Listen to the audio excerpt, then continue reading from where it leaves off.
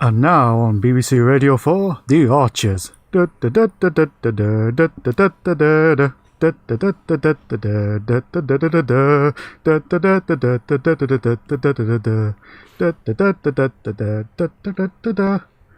now Euroform Simulator 56. You know that theme tune way too well. That's a little bit scary. About 2 years ago, I worked in a office where they listened to Radio 4 constantly. So, yeah, it's pretty firmly stuck in there. It's like Thomas the Tank. It's like the Thomas the Tank Engine theme. Once you've heard it once, it's in there forever. Well, I've heard the Archers theme tune before, but I don't think I would have been able to give you a rendition quite as accurate as that. That was pretty spot on. That, you know, I've joked in the past about Content ID, but you've goddamn nailed that one. Hey, thanks to Radio 4, that 1 year, I'm now strictly liberal and I can appreciate a good radio play. Fair enough. Okay, then. I'm the sophisticated one of Button Mash. We're cultured here. Some of us are. I will also say that it's a little bit, spot the odd one out of all the theme tunes we've ever done. Yeah, I must admit that's not keeping with the theme. 90s Kids TV, 90s Kids TV, 90s Kids TV, Archers.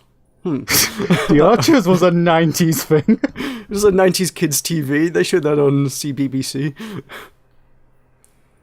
Maybe. The radio version of CBBC. CBB Radio 4? I don't know. C Radio 4? I don't know. Where it got strangely political and everyone worried about their health. Yes. For really, really pretentious children. Women's Hour came on at 5. Oh dear. Welcome to Button Mash Podcast. That was very strange. Yep, I like bringing a bit of variety to the Button Mash Podcast. So that was our theme tune today. That was The Archers by Michael. Hi there, I hope I fooled you into thinking you were listening to Radio 4. You probably made a lot of people tune out. A lot of like, people were like, oh god, I thought I was listening to a podcast, they've got The Archers on. No, make it stop.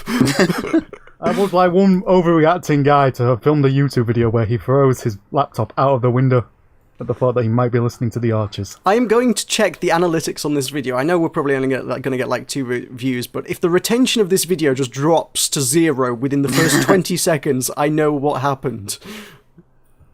At which point, I will take no blame for it. You're entirely to blame. You're the only person who had spoken at that point. Don't worry, I'll win them back with a segue in about 5 minutes. You can't win them back if they've stopped listening. We're also joined this week by Will. Hello. And we're going to be here to talk about video games and video game accessories for the next 2-ish hours. We're talking about our video gaming experiences for the past week, as well as some gaming news, of which we actually have a bit this week, and then video gaming releases for the upcoming week. Sounds wonderful. You say that every week, and then it's terrible. Well, wait, no. It's great, yeah. Well, one day the lie will be true. So, video games. What y'all been playing? Please tell me it's something. Go on. I've been playing a little bit of lots of things this week. Just a little taster of stuff. Alright. That's kind of the way I do it. Stuff, actually. It's been like going to a wedding buffet and just nibbling on like the salmon and stuff. Yeah. I've been going down some fond memories with Portal and Bastion, and still carrying on with Resident Evil. Mm-hmm. That's slightly spooky. Well, I started Portal this week. Oh, brilliant. Nice. I'm continuing my trend of starting games 5 years after they come out. Right. It's a good way to save a lot of money, to be fair. There's a lot of people actually doing that these days. There's like a subreddit, I think it's like Frugal Gamers or something, which is just people who don't read any media or follow anything. It's like, I'm going to wait like a year after the game comes out until it goes on sale for like 90% off. Then I'll buy it, and then I'll play it and find out what everyone was hyped about a year ago. It saves a lot of people a lot of money. It's very sensible, but sometimes I just get caught up and I like to buy things. Just for the sake of buying things. Mm-hmm. And that's why you own that lawnmower. Yep. That cursed lawnmower. The cursed one? Tell us the story of the cursed lawnmower. It all began many a moon ago. I was hoping you were going somewhere with that. No. Okay. No. We'll never speak no goes. more about that. Your It never improvisation goes skill is anywhere. weak. Your improvisation is weak today. No, you're normally better than that. I know you. When have my bits ever gone anywhere? It usually ends in a song with you. The llama was haunted. You happy? I was expecting a full feature-length musical about a haunted lawnmower. These things take time to write. No, they don't. Look at sci-fi. Ooh, okay. They seem to keep pumping them out. All you need is a good game of Fiasco. We need Sharknado the musical. Yes, we do. I'm sure we could have a game of Fiasco about a Sharknado. Ooh, that would be fun. That'd be an interesting one. If that's not a scenario in there, someone needs to write that as a scenario somehow. Can you do custom games of that? I guess you could. Yeah, there wouldn't be anything to stop you. It would take a while to write it, I guess. Excellent. Get on it. Right, get me a pen, Mark. Well, first you got a podcast to do, so let's carry on with that. Sorry, well, I rudely interrupted you. Go on then, Michael. How far have you gotten in Portal? I'm not too far in. I haven't quite got to the bit where Gladys wakes up yet. Are you playing Portal 2 or Portal 1? Yeah, which one are you playing? I'm playing Portal 2. Oh, right. Are you on the original one? Yeah. I'm teaching my daughter how to play video games. Oh, you're the greatest dad ever. With really With crazy Portal. physics. Yeah, okay. Really That's crazy an interesting physics. way to lower people into video games. Well, it's a non-pressure kind of non-threatening game. Okay. Fair enough. It could be starting her off with Five Nights at Freddy's, so I think he's going slightly sensible. Yeah, I've got a lot of horror games, but I don't think she'd appreciate any of them. I just thought Portals is a bit to wrap your head around at first.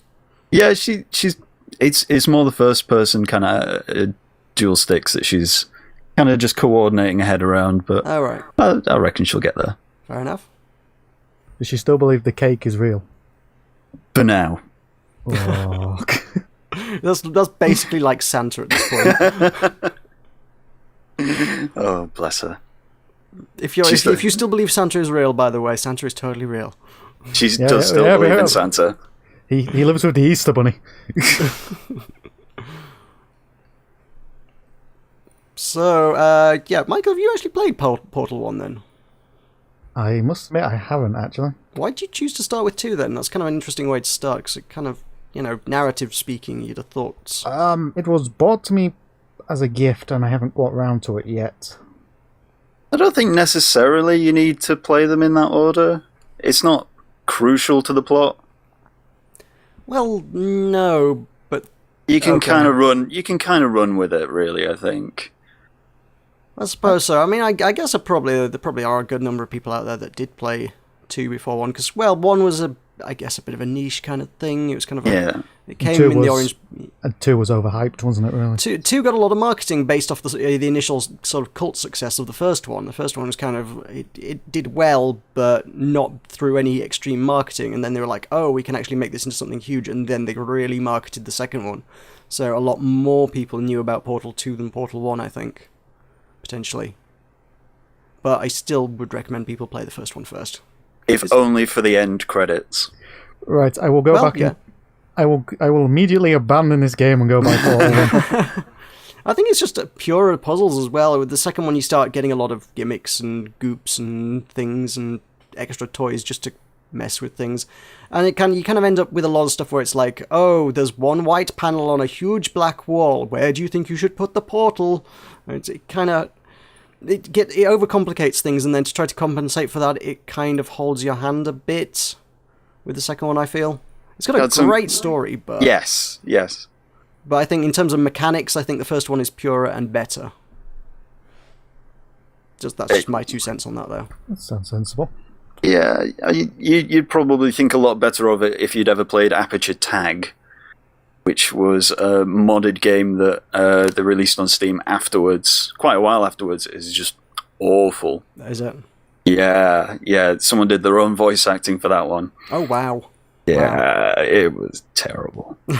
I've seen a few Portal mod things, and none of them ever looked especially compelling. There was one that a lot of people took a lot of time to point out to me. One was called Thinking with Time Machine, which was basically Portal with time machines. And it came out like within about 2 days difference. They came out almost exactly the same time as a game called... Oh, what the hell was it called? There was another game that had a very, very similar concepts. I'm thinking Time Rifters, but that's not actually the same thing. I think that was a very similar mechanic, actually, but it's not the same thing. The heck was it? Project Temporality, that would be it. Which was you could kind of like clone yourself and go through different time streams, and your sort of duplicate could press one switch and you could work with yourself to press other switches and solve puzzles that way. That really took a lot of wrapping your head around, by the way. That was like learning to think with portals all over again. You know, the first time we were like, how is this working? Okay, after a while you kind of like, okay, I kind of get this. With that one, it's like, that took me way longer to wrap my head around the time travel thing than Portals ever did.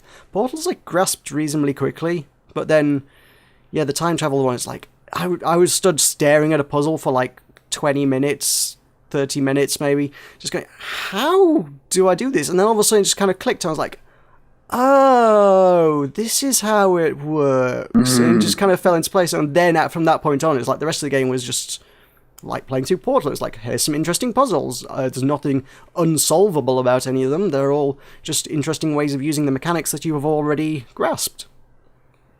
Which was, I did get a lot of comments on the video that I made of it. I did a first impressions video, and a lot of people were like, I have no idea what happened in that video. Wait a minute, you made a video of this? I did make a video of that. Is that available to watch anywhere? It is. You could find that on YouTube.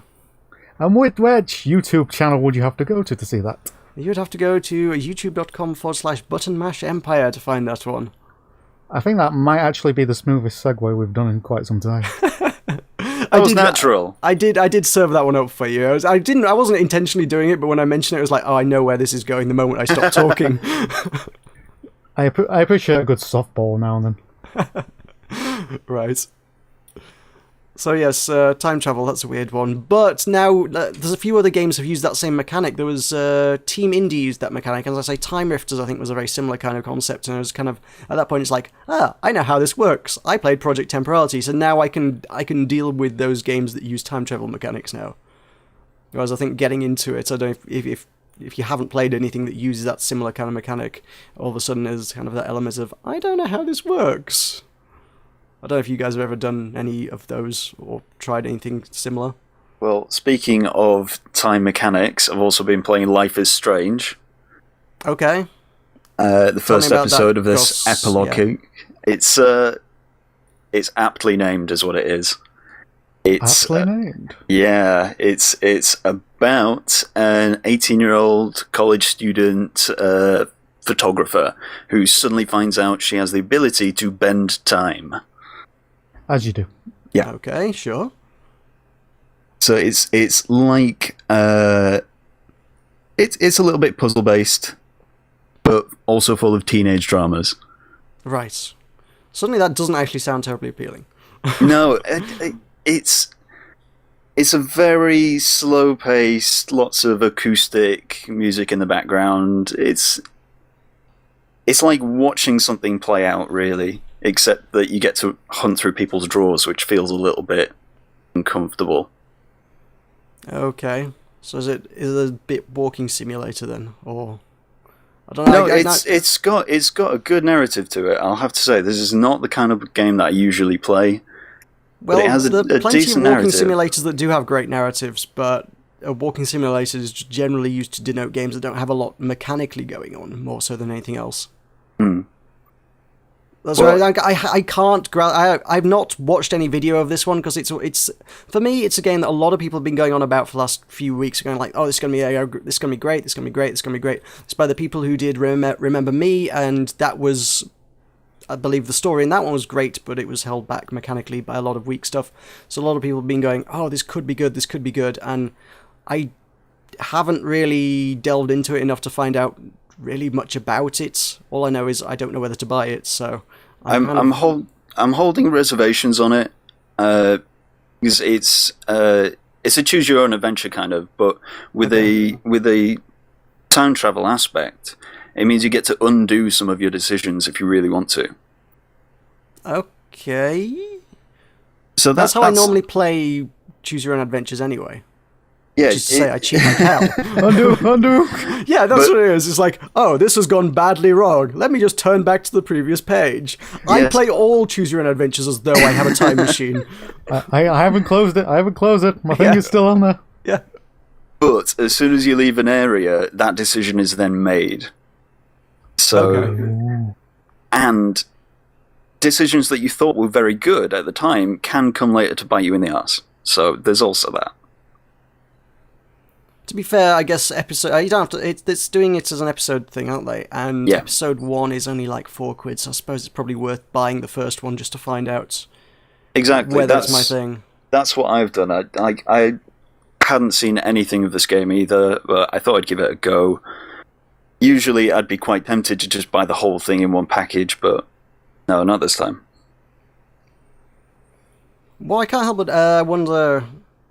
Oh, well, about episodic games is they always do the discount thing for buying the whole thing. What I'd like to see, and I suspect most don't do this, what I'd like to see is if they sold it in a very similar way to the way they did, Blizzard did the expansion, The Curse of Naxxramas for Hearthstone, which is to say you can sort of... theirs was weird because obviously they used their sort of virtual currency within the game for it, but if you got like the first wing, you could buy the rest of it, all the other episodes as it were, at a reduced price, rather than it would just be I think it was just like a standard £14 for the entire thing, but if you get the first bit earned through the game, suddenly it's only £11 for the rest of it. If you get 2, it's like, oh, I'll pay £9 and you get the rest of it, or whatever it works out at.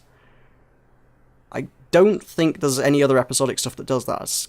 I'd quite like to see people do that. It's like, if I buy the first episode now, and I really like it, can I just buy the rest of the entire thing up front at a slightly discounted price? Yeah, that would be acceptable. I mean, you can buy episode 2 through 5, maybe, I think, £2 extra if you really want.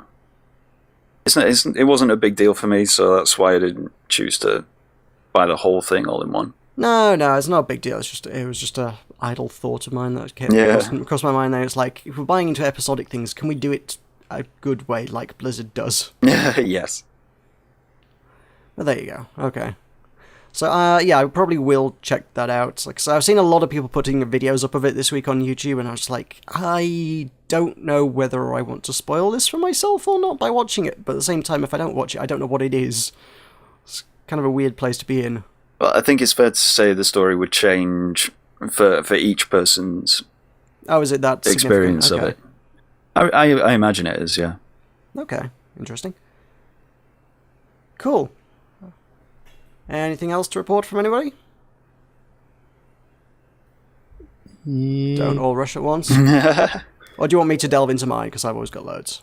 Well, I'll just give you the brief Football Manager update and then Okay. spill your little guts out. Yep, I'm still in charge of... Where was I in charge? Finland, yeah. You can't even remember which country you're in charge of. You're in charge of an entire nation's football team and you can't remember which nation it is. Well done. I'm not going to give you a vote of confidence for that one. It's been a long day. I'm tired. You're a terrible manager, though. Well, I lost my last 2 games, so I think I might be on the borderline. Okay. Wonder what the hell that noise was. Sorry, it's me dropping my mic. Ah, okay. That's how my managerial career is going. I've dropped the ball, as they say. Right. Yep. Okay. Right. Cool. Football Manager. It's going well. I played lots of strange indie things. I've been doing the taster formats that Will spoke of. Which is, Sorry. Why don't you tell us about the goodies that you have sampled this week? I'll tell you the entrees, the samples, I don't know. I'm trying to think of the word. Vol-au-vents. Ooh, the vol-au-vents. That's not even the word I was looking for, but they describe it well enough, I think. I think we should use that in a marketing thing at some point. How so? Sampling the vol-au-vents of gaming. Yeah. Right. That's... I could work with that. Make it work. I just give you the idea, you make it work. Alright. So I've been doing my Indie Insights thing on my channel as I do, which is basically taking a sample of lots of things. So it's quite good. I keep trawling through itch.io, and some quite good stuff keeps popping up in there. I didn't think there was that much stuff posted on there, but I keep coming back every few weeks and I keep finding new things on there. It's like, oh, this looks good. Oh, this looks good. Oh, this looks good. I'm finding some really good stuff in there, which I'm very surprised about. I didn't expect to find quite as much cool stuff as I have done. So I found, I guess this probably has been on there a while, but Titan Souls, oh, Will, you'll really like this one, actually, I suspect. I think this one would be up your alley. I've heard of it. It is basically an indie version of, what do you call it? Shadow of the Colossus mixed with the Dark Souls, Demon Souls, that kind of thing. Yeah, I remember talking about this a while ago. So it's just one-hit kills, taking on huge, ridiculous bosses, and all the bosses have got crazy attack patterns, and then they've got like one weak point that you have to shoot with an arrow to kill it. It's there is a free version. This was an early prototype that's up on itch.io that you can download. It's got 4 bosses in it, sort of early versions of it. It's a fairly low-res pixel art style, but I know it. I've seen the screenshots of the full version, which will be coming out on Steam, I think, sometime in March. I think. Either February or March, I think they're aiming to release that. And the new updated full release one looks really pretty, actually, so it's kind of cool. So, pretty pixel art is always nice. Yes, we like. It's like I say, if you like your Demon Souls, Dark Souls kind of brutal, unforgiving gameplay, and I know you do. Yes. It's got that going. Cool. And am I right in thinking, I had it in my head that you were a fan of Shadow of the Colossus? Yes, absolutely. Okay, cool. Then yes, it's going around fighting huge, giant things as well. We like that. So that was kind of cool. Like, I've not played either of those games. It was like, well, I'm intrigued by this. So, yeah, actually kind of dug it. In 15 minutes, I did manage to kill 2 of the bosses, and then I wanted to keep going because I felt like I was really close to killing the 3rd. But, nah. Video format required me to stop. Also played Condor. I don't know if I kind of did it right. It's a game about jetpacking about a neon cityscape kind of thing. There's just a big city with lots and lots of neon, sort of cyberpunk kind of style, and they give you a jetpack, and you just have to fly to the next checkpoint by leaping through the buildings, through the skies. A bit Mirror's Edgy, running from rooftop to rooftop and across things, yeah. That was cool. It was a very rough looking thing because it was just made in a couple of days for a game jam.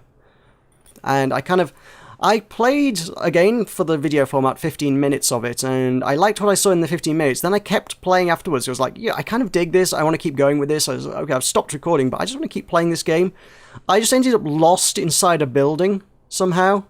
There was the next section of the game was just lots and lots and lots of endless seeming tunnels that just went on through a building for a very, very long time, and they were very maze-like, and I just ended up lost somewhere inside a building. I was like, suddenly this has turned into something which is not the neon jetpack simulator thing that I was playing. Couldn't you find a janitor to ask directions from?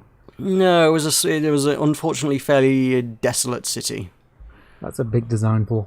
Yeah, not many people about, so there's endless, ridiculously huge. You had to run for so long to get anywhere through those corridors, and there's just nothing in there. It's like occasionally you'd find a junction or run into a wall, and it's like, it's just a maze at this point. I am literally trapped in a maze now.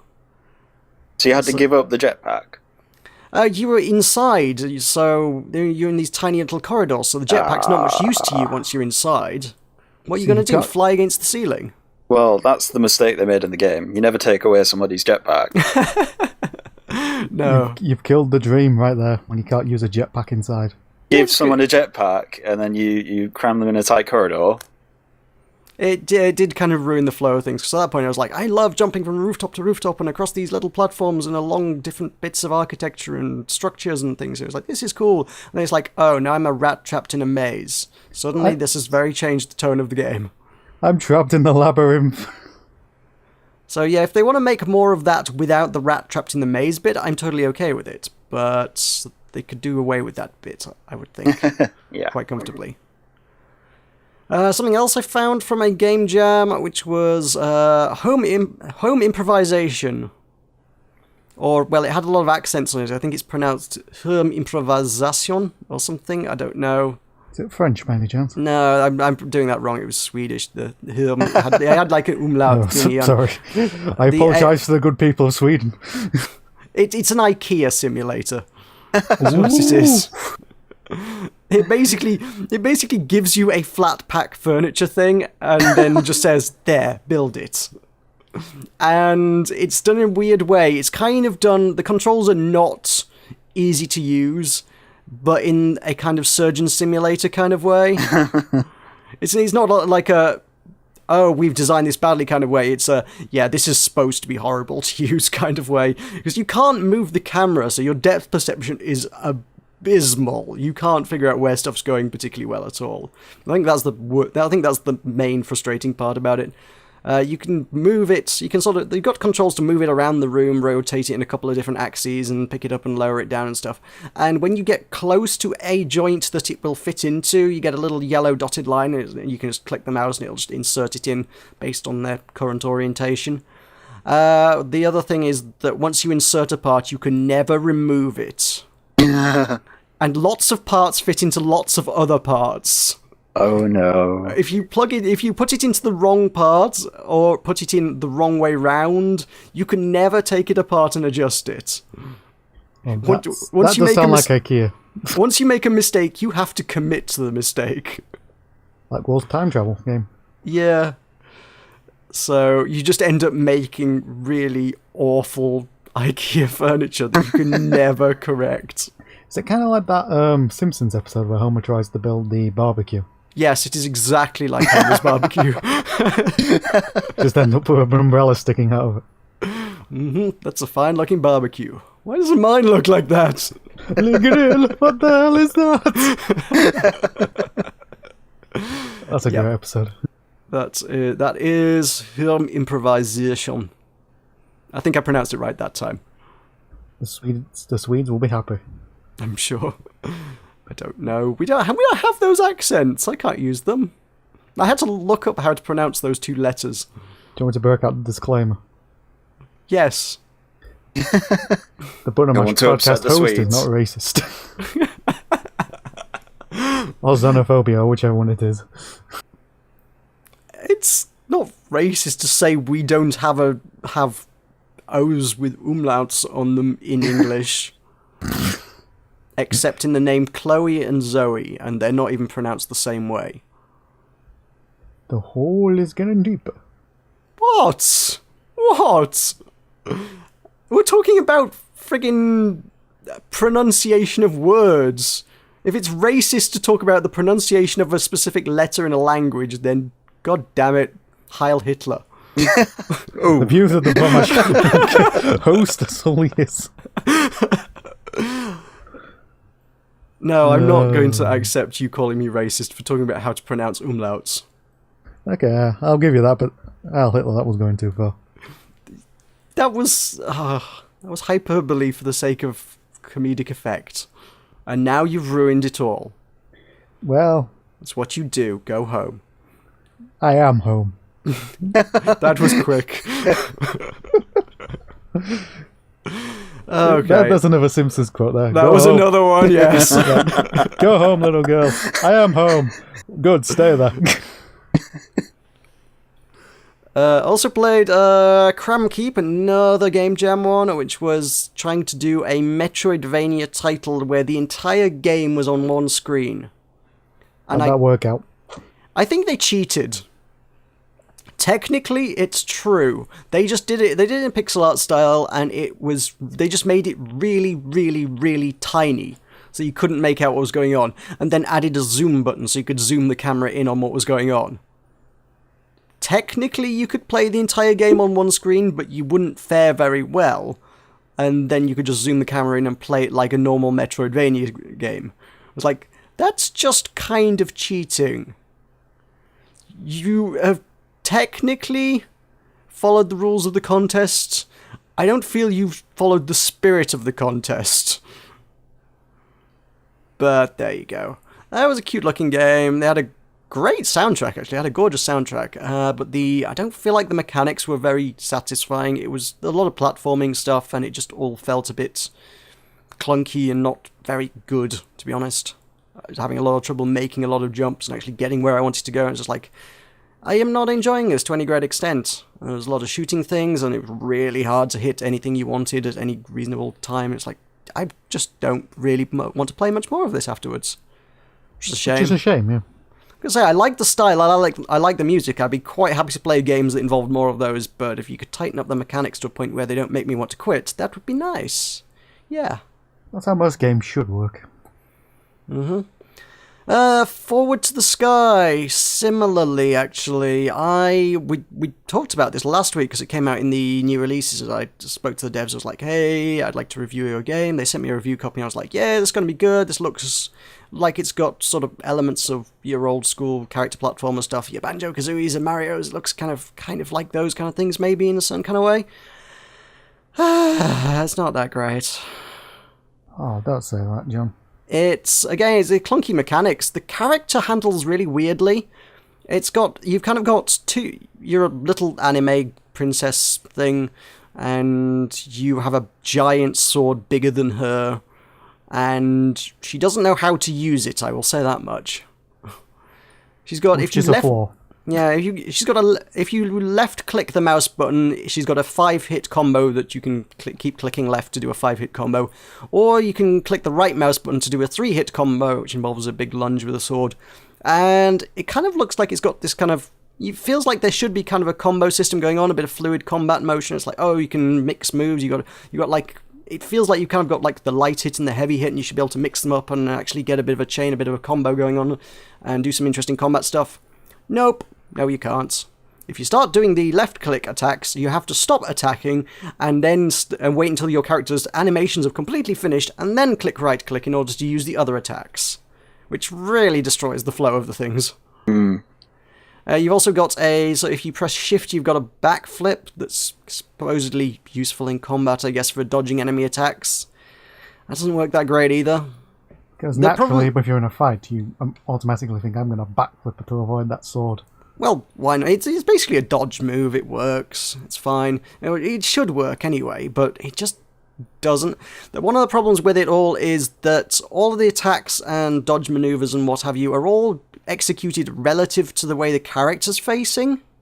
So if your camera's facing forward, but your character is facing towards the camera, and you press backflip, your character will flip away from the camera, which just doesn't feel intuitive or natural. It's like, oh, I was trying to flip towards the camera, but I'm not.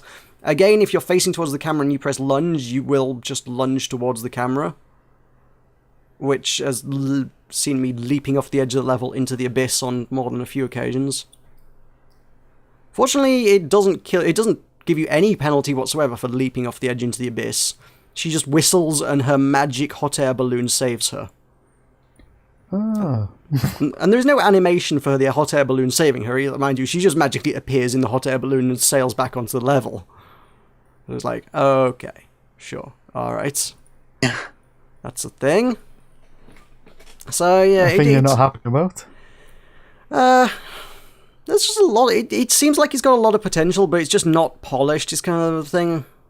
The story, I don't know. I get the impression some people are probably going to be okay with it. It just seemed like fairly generic anime stuff. It's kind of, it starts out with, there's an evil witch in the tower, you must go and slay the evil witch, for no really obvious reason other than the princess really wants people to like her, and she thinks that people will really like her if she kills the evil witch, as you do. And that's the only reason anyone ever murders anybody. And then, through reasons which are not adequately explored, mostly telepathy, I guess, the witch keeps talking to you even though she's not actively there. And the witch is very, very obviously, from level 1, from the first time you see her, not an evil, wicked witch of the West kind of character. It's another anime girl, and she looks like she's about 12, and she's constantly whimpering and crying and stuff, and she's going, you should leave this tower, go away, leave me alone. It's a lot of anime bullshit, is what I would say. And not even not it's not anime bullshit in the gratuitous nudity kind of way. It's anime bullshit in that I can't be fucked dealing with this kind of bullshit. It's like, for God's sake. Like I say, it's obvious she's not a witch, it's obvious there's more going on, but then your character is constantly going, "Oh, you can't fool me, I can see you're an evil witch, I'm coming to get you, aha!" And he just carries on for like 5 levels, and it's like, oh god, would you please? It's the really, really slowly drawn out kind of, I don't know, empathy kind of thing going on where she's like, oh, maybe she's not evil, but no, she's the witch, she must be evil, and then you carry on, it's like, oh, but what if she's not evil? Oh, but she's a witch, she must be evil, and this just goes on and on and on, and it's like, this is not what I would call a compelling story. That's all. You sounded so enthralled when you recounted it all for us. I wanted to like that game, I really wanted to like that game, I didn't at all. The combat's clunky as all hell. The puzzles are the one redeeming feature. The puzzles aren't actually too bad. There's some interesting stuff going on in the game, but it can't carry the game by itself. There's so much else that's not good about it that the puzzles on its own won't sell the game alone. Everything else needs to be at least half decent for the puzzles to be worthwhile, and everything else just doesn't feel particularly fun to play. It's like the story's just getting on my nerves. I think the developer said, oh, there's a big reveal kind of in the last chapter. It's like, oh, all the story is culminating in this final chapter. I don't want to get that far. It's just so much whinging for 4 or 5 levels before anything is actually revealed that I can't be bothered getting to the end. And God help them if the big reveal is that the Wicked Witch is not actually a Wicked Witch. Because thanks, I'd figured that one out. You don't have to be so sarcastic. That just annoyed me. It's like I went into that wanting to like that. I thought it looked cool, and it just doesn't feel finished. I feel like they needed a few more months just to make the combat flow. Would have been much better if they'd done that. That would have helped massively. It really would have done. Shame, it had a pretty nice style, but again, a lot of the same stuff. It's like, it was not a long game, so it's not like you're looking at the same stuff for ages on end, but at the same time, I don't know. It's nice, but it's a nice one-trick pony kind of thing. Yeah, there we go. I played Grim Fandango a little bit of, actually. Oh, do tell, because I've been wanting to pick this up. It's exactly what you would expect from a game from Tim Schafer. It's frustrating as hell trying to figure out exactly what the hell was going through his mind when he came up with these puzzles. It's, I would say, probably more annoying than Monkey Island trying to figure out. That's quite a testament. It's got some really ridiculously arcane shit in there. Some of the stuff makes no sense, and there's a surprising amount revolves around balloons at the start of the game. There's like some guy outside the office blowing balloons, and you have to go and pester him quite a lot to get a lot of balloons for various purposes. And it's, yeah, I don't know. I think I had to look up stuff less in Monkey Island than we had to do with Grim Fandango. I was playing with a friend, and it's just every 5 minutes he was like, I'm just going to look this up. And he was like, okay, do you want me to read this out? Because you're never going to get this. And I'm like, okay.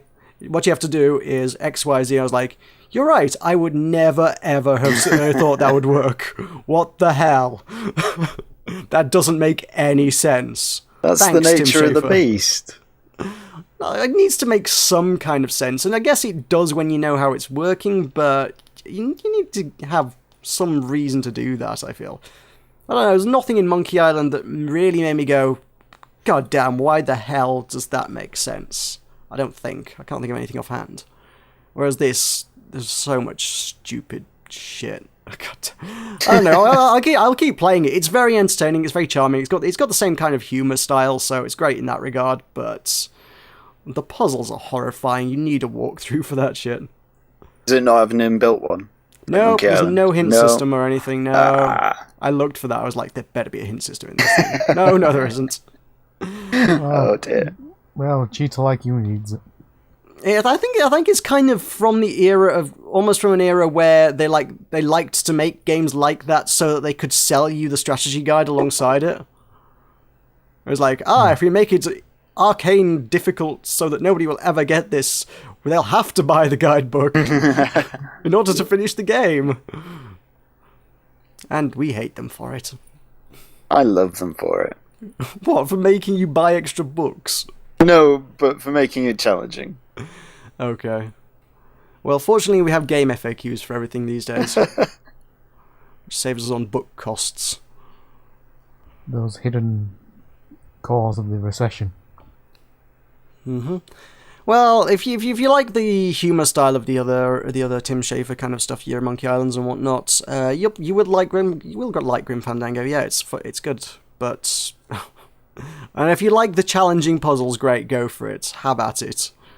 I get frustrated really bloody easily with that kind of shit, though. I may well give it a try.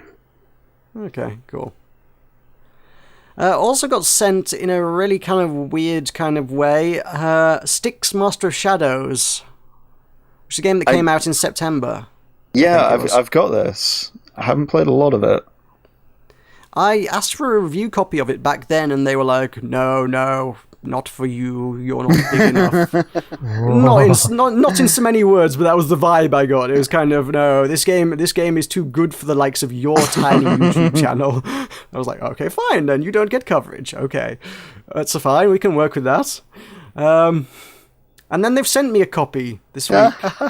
Not a review copy, though. Oh? I applied for a job with the publisher probably a couple months back now. They had a position going, and I was like, oh, what the heck, I'll just have a pop, see what happens. I've heard nothing from them since, and it was one of those ones where I was like, okay, I've heard nothing, I can probably fairly comfortably assume I haven't got a position. I got an email on Thursday where they were like, oh, we think you'd be well suited for one of the positions that's available at our company. What we'd like you to do is this. Here's a Steam key for Styx, Master of Shadows. Go redeem that, install Styx. Congratulations, now you own a copy of Styx. What we want you to do is to make a video for us showcasing the game's mechanics with voiceover commentary over the top of it, which we would, in a real-world scenario, then send to the press. Sort of say, hey, look, there's a long-form trailer that's going to tell you all about the game. This is why you should be hyped about our thing. Yeah, and they wanted me to do one of those for them. That's your bag, isn't it? I guess. No, my stuff's... I think that would require a lot of heavy editing and getting shots of very specific things. And yes, it is my bag. I probably could get quite easily stuck into that. The one thing is that job would require moving to Paris, and they were... Wow. Yeah, they were very upfront about it. It was like, look, if we were to offer you this position, you would have to move to Paris.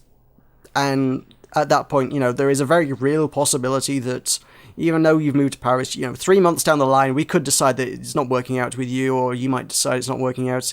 Either way.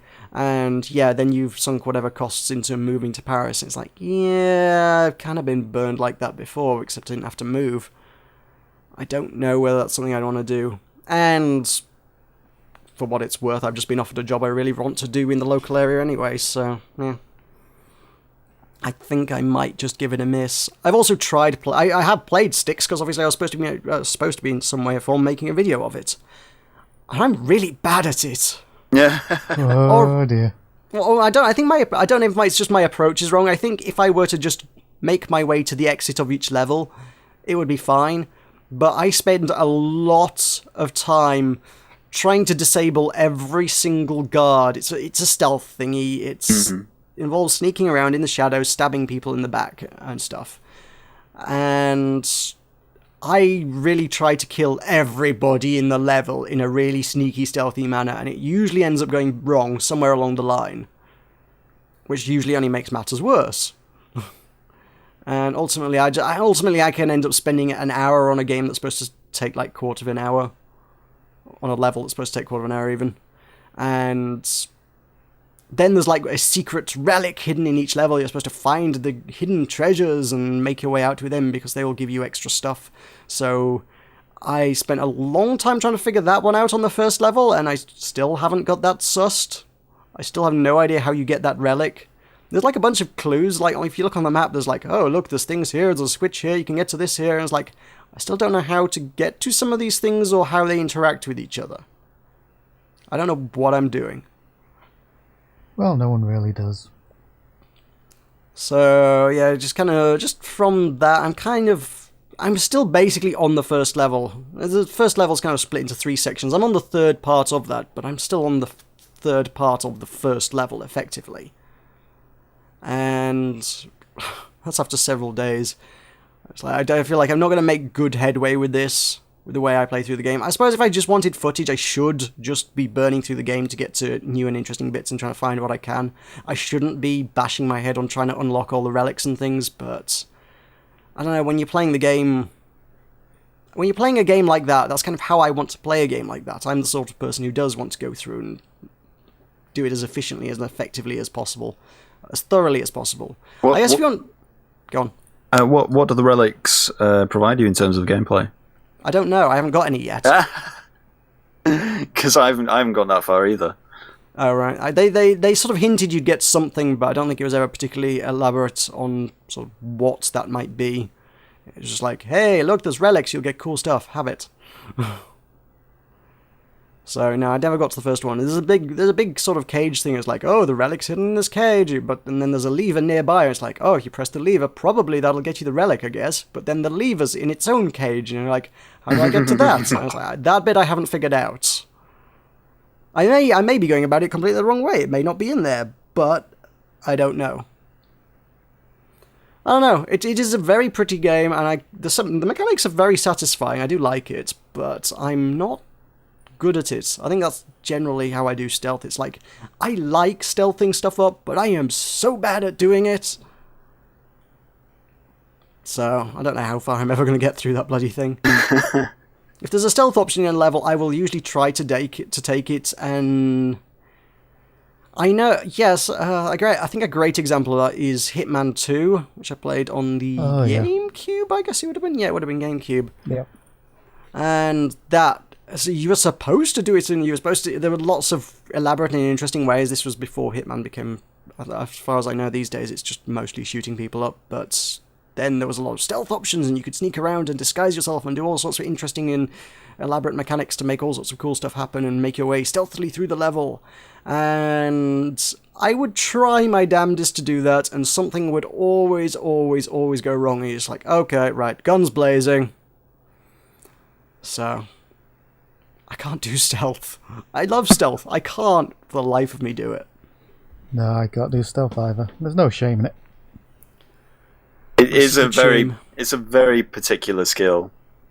I think the only game that I've really enjoyed stealth missions in is Alien. All right. Nothing else to add to I was that. waiting for more. All right, fair enough. That's probably about the bulk of it. Played some more Rush Fusion, because that's awesome. Played some more Viscera cleanup detail, because why not? Mopping spaceships. I don't know why I'm playing so much of that, I really don't, but it's really compelling. Someone's got to clean that spaceship. Yeah, absolutely. Might as well. You thought about the design for your item for Rush Fusion? Yes, a little bit. I kind of, again, I have no idea whether the devs would sort of approve this or anything. I would like to use a weapon which was like a remote bomb, because there's nothing quite like that mechanically in the game. So if you press the button once to deploy it, and it'll just stay on the map, and then at your leisure you can then press it again to explode it and destroy anything in the nearby area. That's a good idea. Just because there's nothing mechanically similar to that in the game at the minute, so it's kind of would be fairly unique in that regard.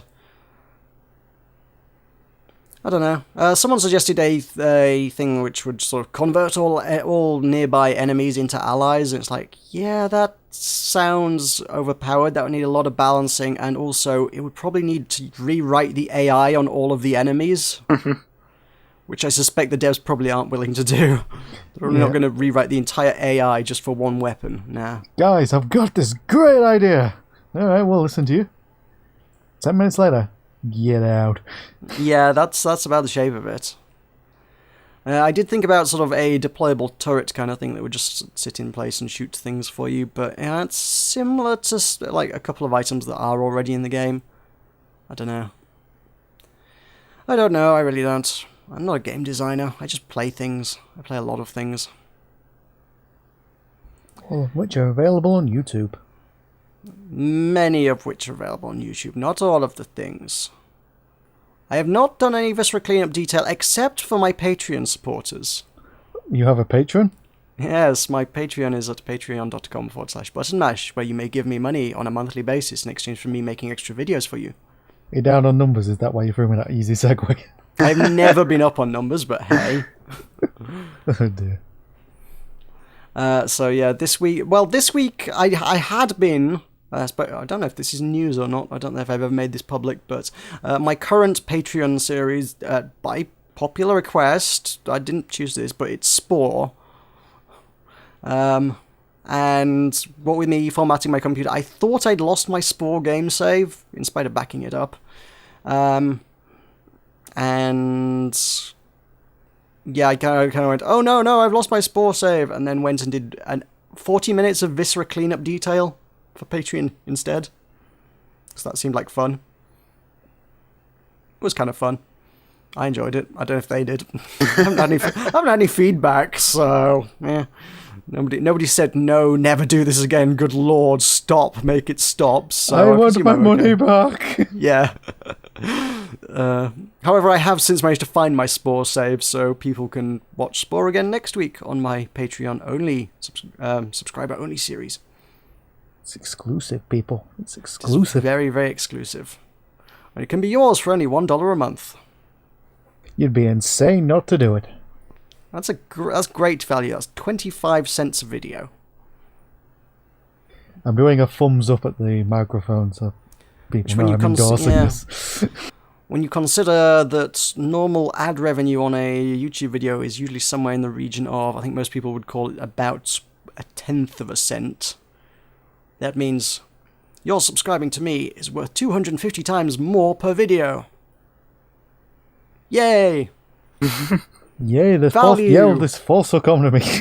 I don't even know what sort of economy it is. It's a very strange kind of economy, but there you go. Well, YouTube is strange. Yes, it's a strange world we live in these days. That's probably me talked about all the things I've done now. Noteworthy. Oh, Overture, actually. No, I've been playing a lot of Overture. That's a roguelite kind of thing. It's a pixel art dungeon crawler thing, top down shooter. Have you ever played Realm of the Mad God? Yes. It's kind of like, yeah, it's very, very similar to that actually, but it's got some mild progression mechanics. You get, after each run, you get to keep all the money you've earned during that run, and it stacks. So the more, if you just keep doing runs, you can just keep stockpiling money. You start out with 4 classes at your disposal. I think there's like 20 classes in the game. And cost for $2,000 you can buy a new class to play as, and then for incrementally increasing money, you start out 500, 1,000, so on. You can then increase the attack power of that character permanently by 5. So the more money you throw at one character, the more gradually powerful it will become. Is it like Realm of the Mad God with permadeath? Yes.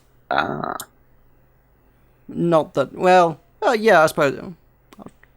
I'm trying to figure out whether it was particularly comparable. I suppose it is. There's not nearly as much stuff going on a per character basis, because it's intended to be a roguelike that you sit down and play one session of. The Realm of the Mad God was an MMO, so ultimately the goal with that is to try to keep one character for as long as you can.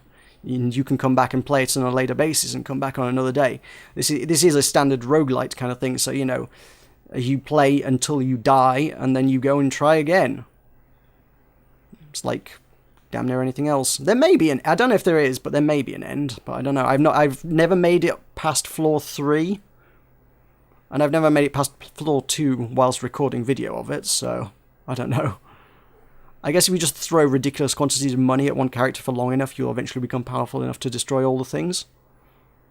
Seems like a viable strategy. But yeah, I'm kind of digging that at the minute. It's got a ridiculously upbeat soundtrack that just doesn't quite fit the game, but I really enjoy it. It's very strange. One of the songs sounds like, I think it's the Song of Storms from Legend of Zelda. Anybody, a really chirpy, upbeat kind of thing with the same kind of jingle going on, and I was like, this doesn't really work for dungeon crawling, but I really like it. It's very strange. Well, strange is good. Sometimes it works. Life is strange, indeed. Hell, I'm strange. I was going to say, do you see what I did there? But okay, you didn't. You totally missed what I did there. Will sees what I did there. Well, of course, because I've been playing it all week. Well, I haven't been playing it all week, so I missed you completely. Yes. Anyway, unless anyone's got anything else exciting to add, we can probably call that the end of the first half. Yep. Okay. Yep. Alrighty, well, after we'll go take a break, and then afterwards we will be right back with some gaming news and latest releases for the upcoming week. But Mash Podcast will be back after these messages from our sponsors. But Mash Podcast is back. Good lord, it gets longer. I thought I'd hold onto the last note to see how it worked out. Just to see how long you could sustain that for. Hey, this is now a weekly thing. You realise you've just set that off. Until you go blue in the face and pass out. Would you notice? No, we wouldn't. We'd carry on without you. And that's why you're a terrible human being. I know. Welcome back to Button Mash Podcast. We are terrible human beings, or at least I am, and we're going to have some gaming news for you. And now, gaming news and gossip. Yes, gossip. Is this gossip? It might be gossip. It's kind of gossip. Is it solely gossip this week? It's not. No, a lot of it's no. It's news. Firstly, Joystiq is being shut down. One of the biggest gaming news sites around. Was that sincere, or are you just being dramatic for the sake of it? A lot from column A, a lot from column B. It's fair enough. To be fair, I think they were probably one of the few respectable sites compared to a lot of them. A lot of them tend to have slightly lost the trust of their viewers on a few occasions, maybe. I don't know. But, Polygon. Wow. Okay.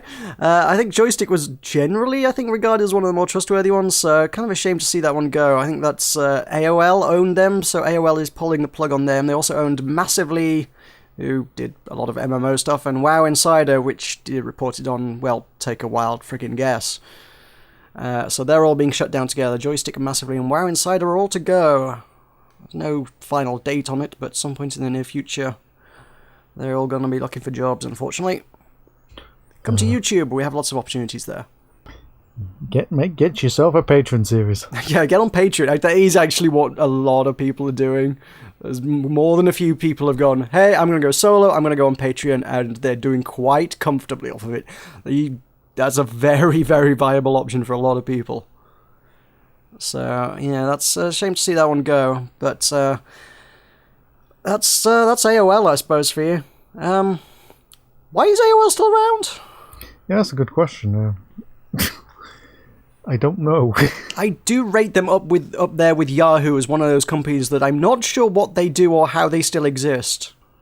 Yeah, I'm pretty sure Google should just own the monopoly on everything by now.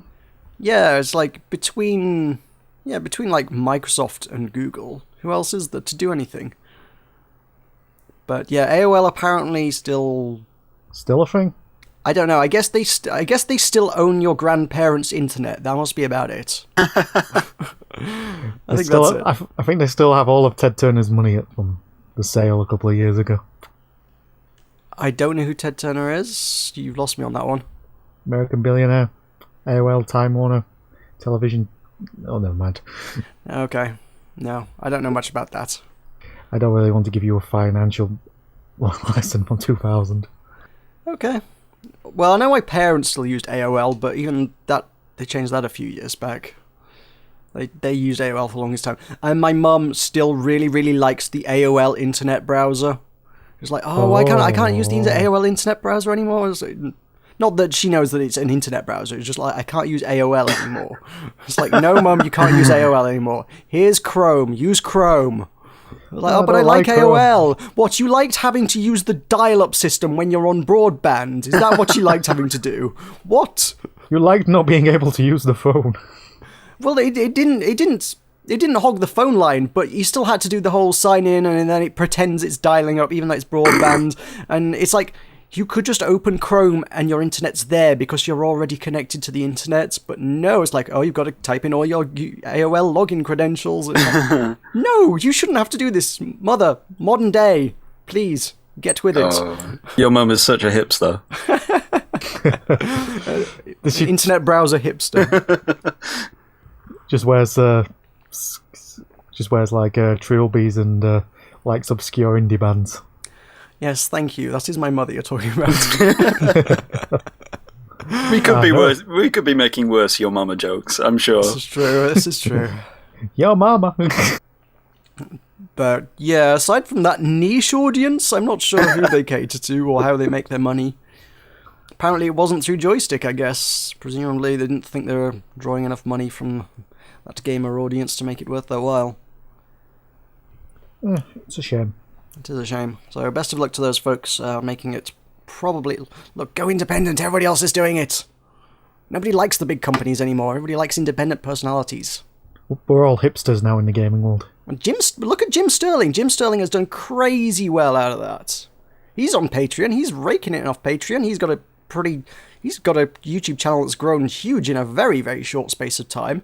I've heard that he rents an office in San Francisco. He probably does. A lot of people do. Speaking of San Francisco, let's move on to our next story. Dear God, that was an inadvertent segue. Sega of America are moving from San Francisco because it's too expensive. Where are they moving to? They're moving to Southern California, so they're not going that far afield, I guess, but they're staying within state, I guess. But yeah, there's a downsizing, so I guess they're losing a number of staff, and I can only imagine San Francisco was too expensive for them. I don't know. So, this is something we've been talking about for a while. I still can't figure out why people insist on running businesses out of the most expensive place in the world. Is it just the talent pool? Is that the only reason people go to San Francisco? I guess. You go where the talent is. Yeah, I suppose if you go there, you're looking for the most talented programmers and whatnot, and all the tech people in that area. So I guess it's probably good for a talent pool, but it just seems like you need to be several times more successful than anyone anywhere else to actually be able to afford to stay there. That said, you'd have hoped someone like Sega was making enough money out of it. That's kind of concerning when Sega is just like, yeah, we're gonna have to downsize this. This is friggin' Sega.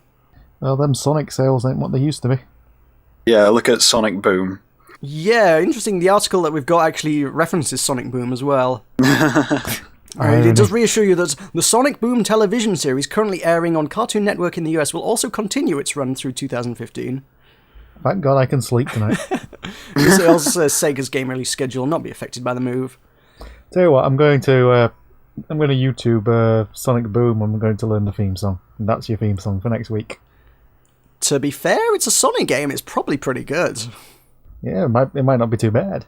I'll say I don't know many Sonic and many tracks at all from the Sonic games that are particularly bad that I've ever not really enjoyed. And that's the one thing that is consistently good about all the Sonic games in my book. This is true.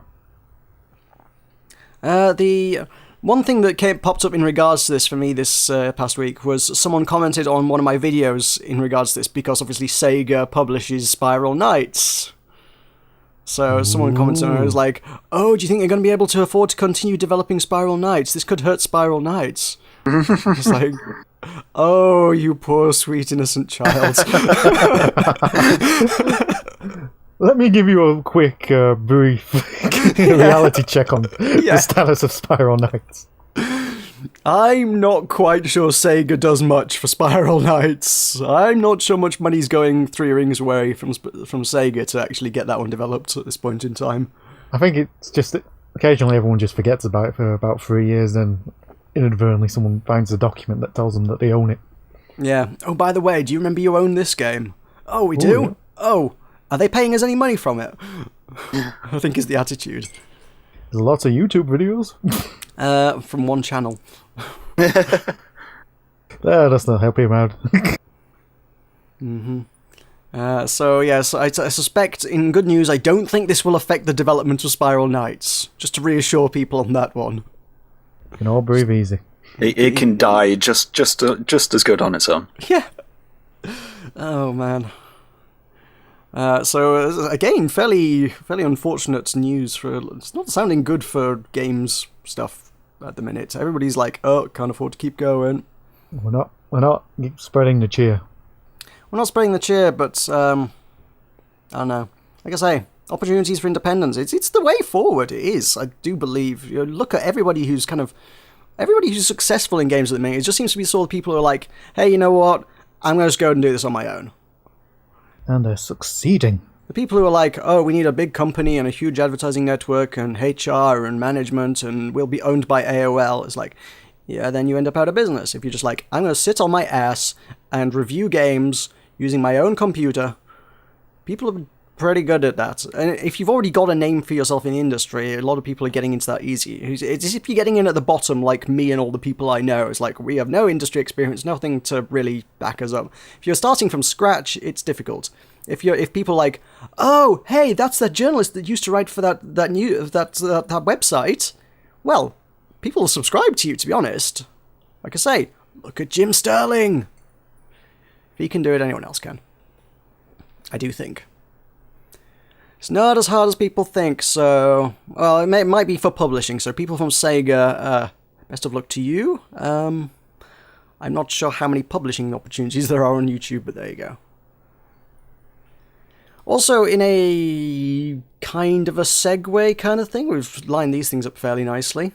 Come on. In regards to YouTube stuff, Nintendo are doing stuff again. What? They're doing stuff that doesn't make much sense, again, because they're Nintendo. Well, that's to be expected. So, Nintendo have announced their Nintendo Creators Program, which allows you to make money from YouTube videos on Nintendo products.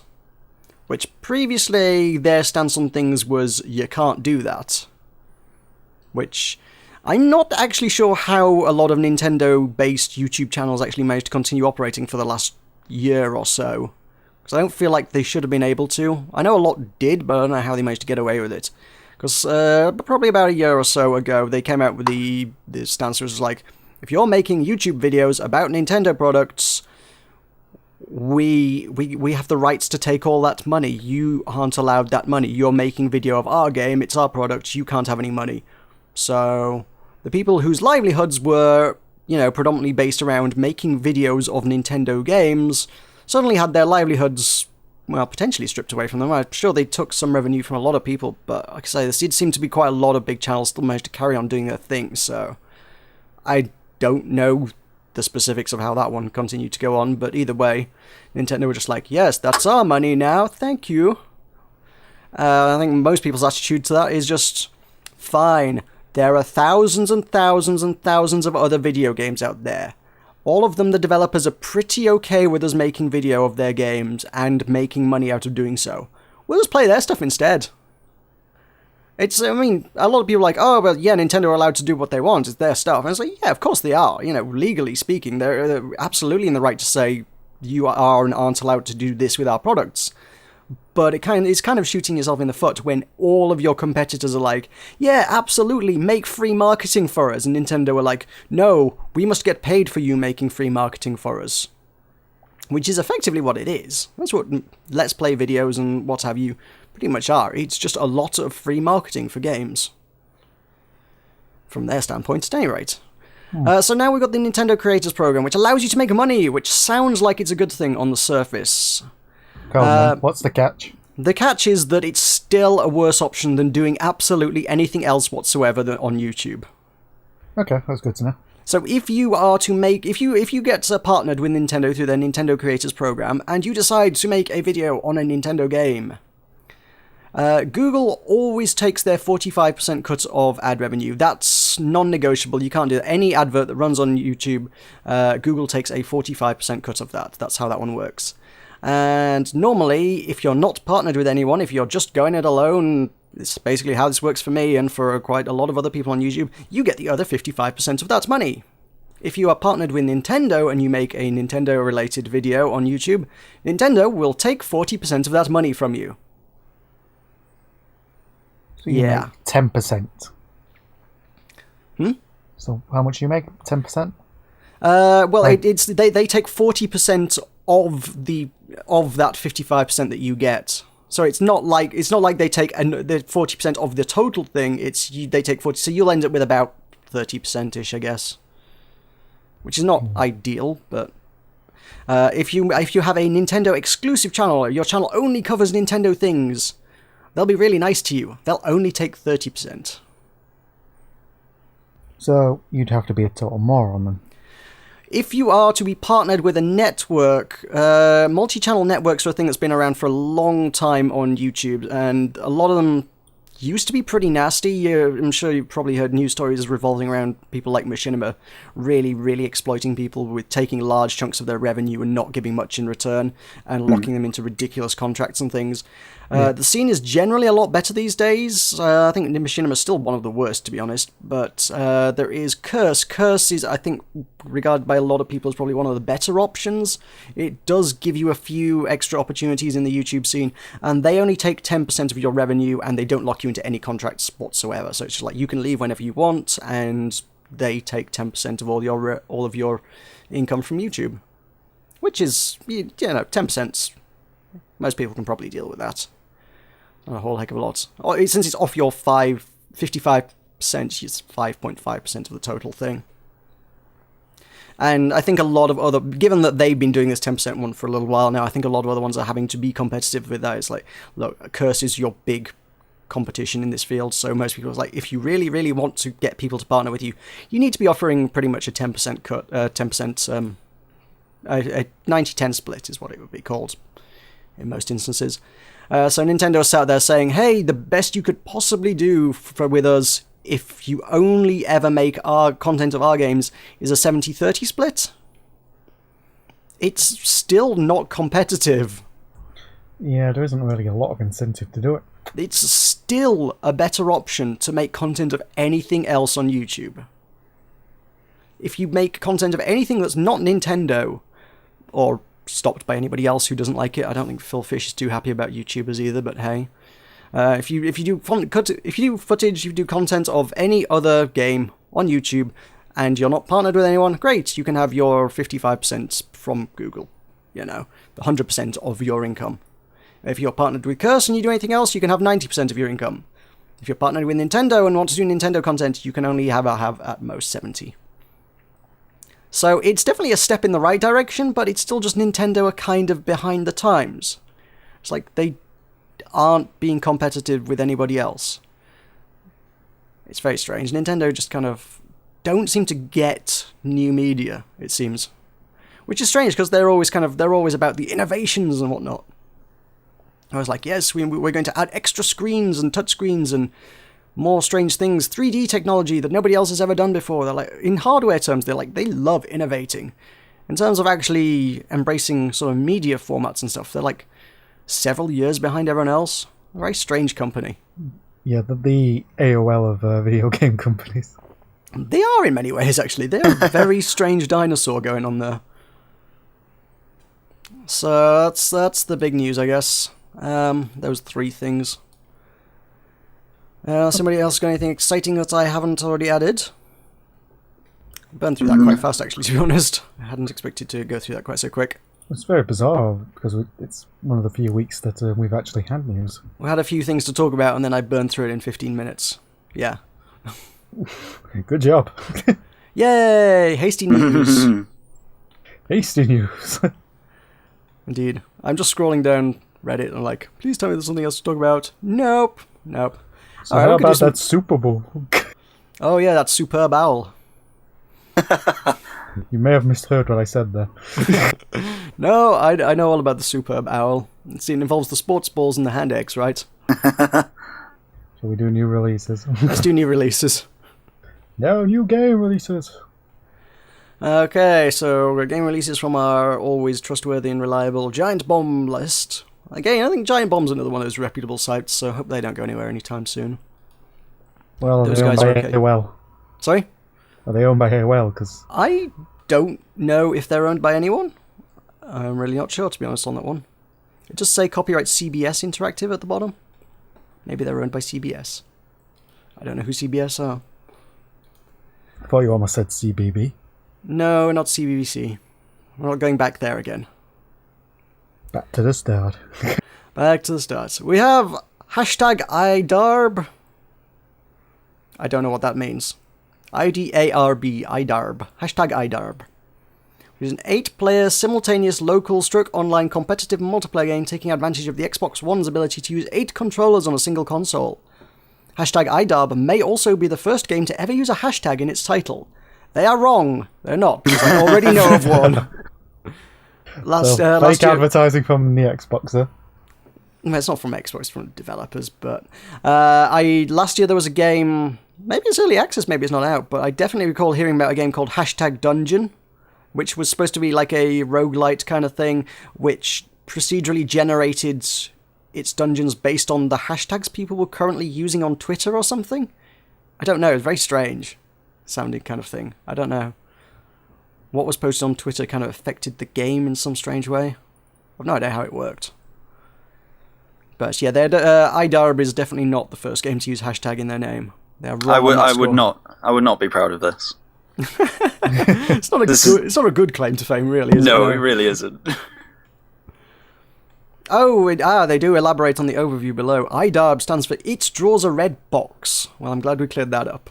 Thank God, It's an that unusual mystery has been definition of solved. elaborate. Well, it's at least we know what it stands for. The screenshots are still thoroughly unhelpful. It's some sort of platform thing, I guess. Yeah, They do appear to have some sort of sports ball going on as well. they haven't quite sold it to me. Now, we have, I don't know what the hell this is, I guess Xbox games. So I guess this is someone making use of the Xbox's, what formerly would have been the indie game store. It's now just the game store, which is Retro Boy, which is A picture of a Game Boy. Yes, a picture of a Game Boy. 6 clones of popular games remade in a pseudo Game Boy style. Why wouldn't I just play a Game Boy? Well, presume if this is like the Xbox Live indie games, chances are because this will probably cost you less than £1, I suspect. That's probably what it's got going for it. Whereas a Game Boy these days probably costs you a bit more. Yeah. Okay. But fair enough. yeah, that's someone cashing in on someone else's IP, probably. I'm surprised that's actually managed to get on. Criminal Girls Invite Only for the Vita, which is something about anime girls not wearing a lot of clothes that was originally on the PSP. Yeah, but it follows the familiar format. Is a management stroke training simulator. Puts the player in charge of a group of girls banished to a prison in hell with the goal of rehabilitating them, training them into warriors. Interesting thing to be doing. Okay, sure. It's a strange thing to always like, yes, your job is to turn these hardened criminals and make warriors of them. Right? Are you sure this is a good idea? Oh, by the way, we're in hell. Oh yeah, and we're in hell, sure. That's just a given. The concept is so bizarre that it kind of appeals. It's, yeah, I think it's, well, I don't know. Just judging by the box art, I think it's one of those things that's just designed to sell just based on the amount of clothing they're wearing. Which is not a lot. Which I'm not complaining about, but, you know. Needs slightly more in a game. Oh, well, we got Apotheon. We talked about this last week. Has this been pushed back a week or something? Must have been. Yeah, that seems to be happening with a lot of stuff lately. Well, we'll get coming to up a that in lot. the Steam releases, I guess. We will get to that in the Steam releases. We have Kick and Fennick for the Vita. A platforming adventure about a young boy with a big gun who teams up with a robot in need of a new energy core. A heartwarming tale for the ages. Yep. Let's start, again, another Simpsons reference. It's the Homer Simpson screenplay. About the robot that goes back in time and his best friend's a talking pie. I'm not familiar with that one particularly, I'll be honest. It's the one with Ron Howard. Okay, I know the episode, but that's been a bloody long time since I've seen that.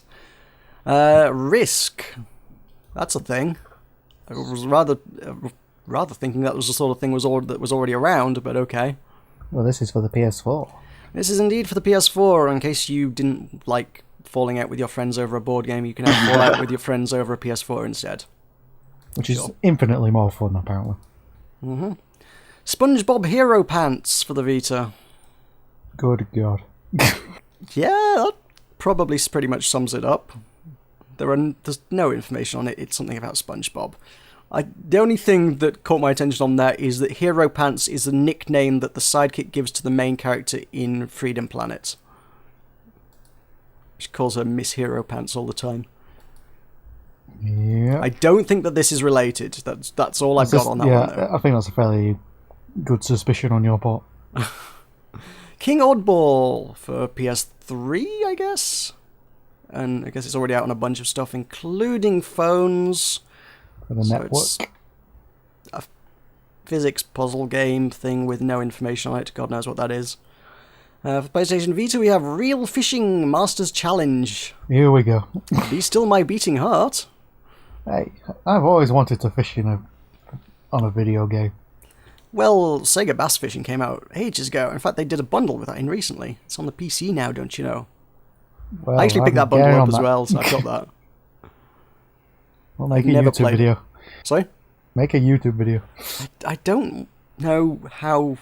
There may be a niche for fishing videos, I don't know. I did a video on a fishing game not that long ago. It was a bit more abstract than that, but hey. Yeah, I don't know much about this. I assume it entails fishing. It is by Natsume, who are the people who I believe do Harvest Moon? Speaking of moon... Segue!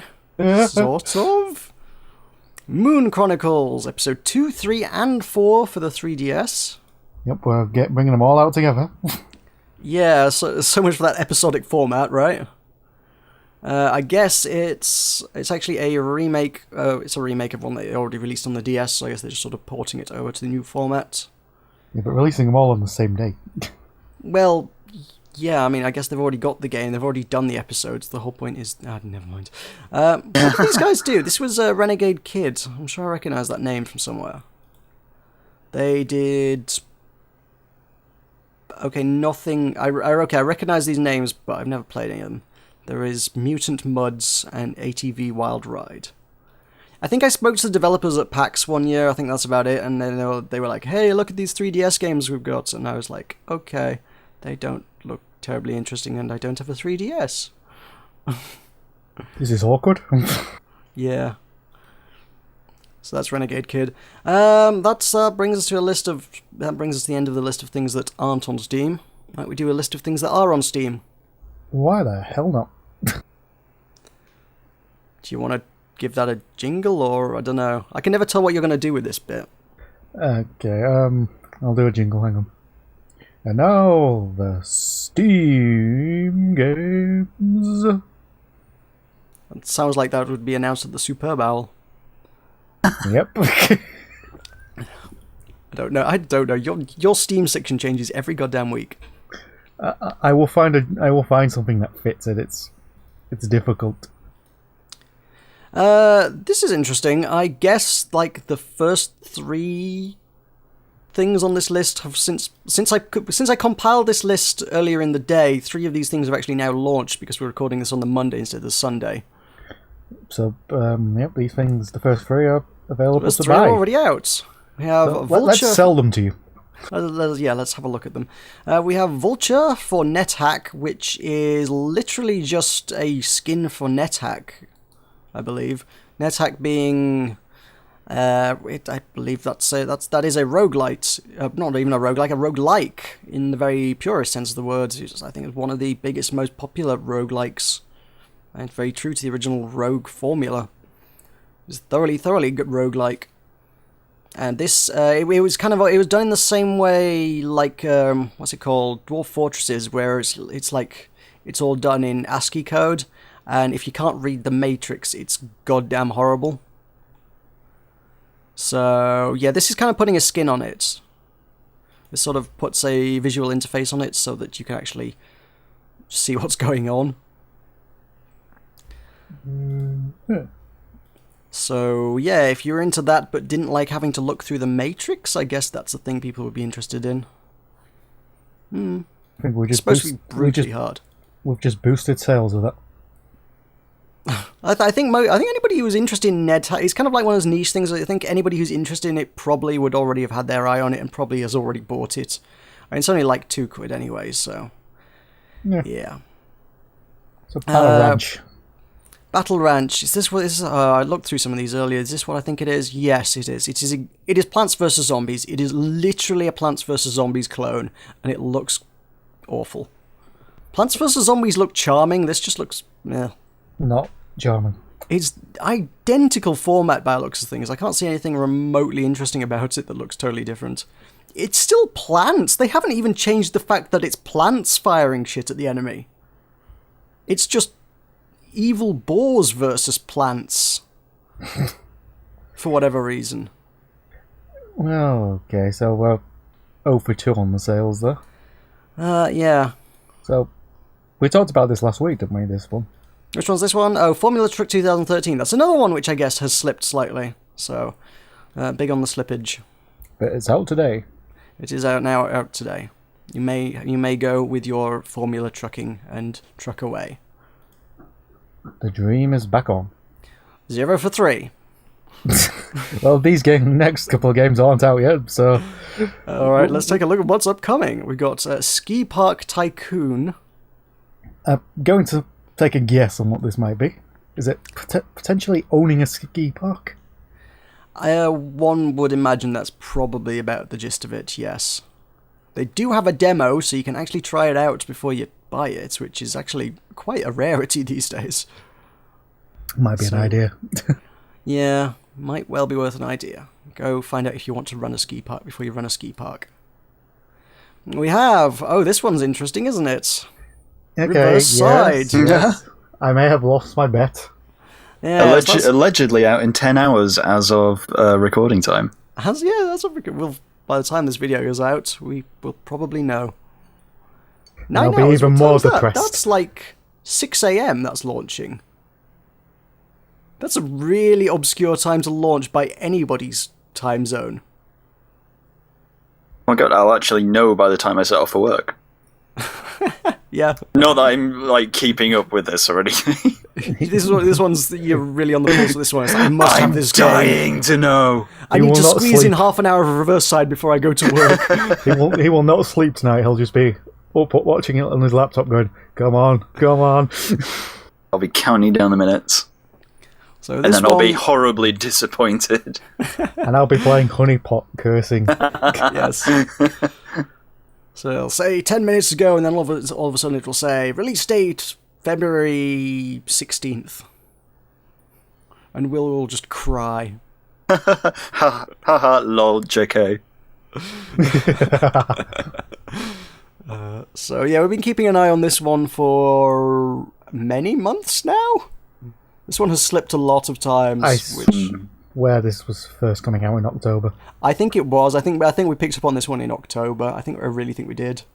Yep. Been tracking this for 5 months now. And yep, no progress. No, 9 hours to go, mate. You know what? Oh no, I've lost my bet. I hope this game never comes out.